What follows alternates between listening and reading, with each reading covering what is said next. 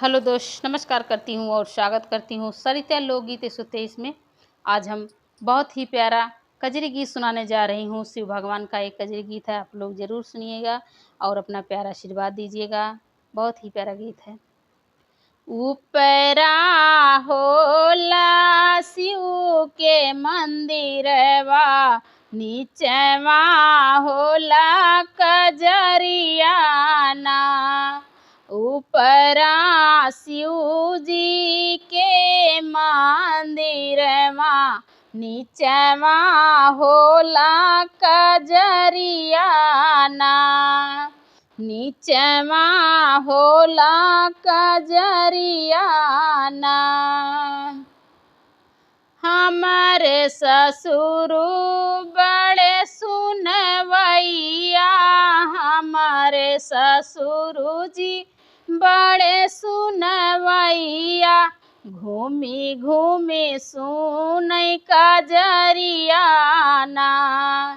घूमी घूमी सुनै कजरिया ना।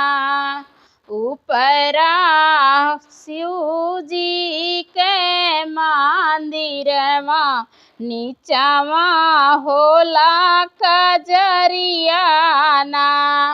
ऊपरा शिव जी के मंदिरवा, नीचवा होला कजरिया ना। हमारे जेठ जी बड़े सुनवैया, हमारे जेठ जी बड़े सुनवैया। घूमी घूमी सुनै कजरिया ना। घूमी घूमी सुनै कजरिया ना। ऊपरा शिव जी के मंदिरवा, नीचवा होला कजरिया ना। नीचवा होला कजरिया ना।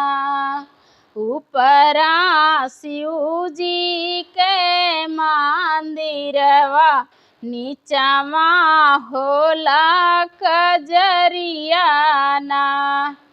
हमारे देवर जी बड़े सुनवैया, हमारे देवर जी बड़े सुनवैया। घूमी घूमी सुनै कजरिया ना।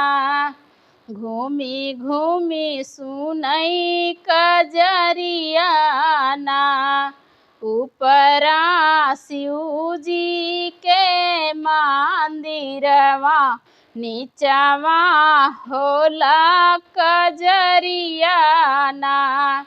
ऊपरा शिव जी के मंदिरवा, नीचवा होला कजरिया ना। ये कजरी गीत कैसा लगा कमेंट बॉक्स में जरूर बताएं। फिर मिलती हूँ नेक्स्ट वीडियो, तब तक के लिए बाय बाय।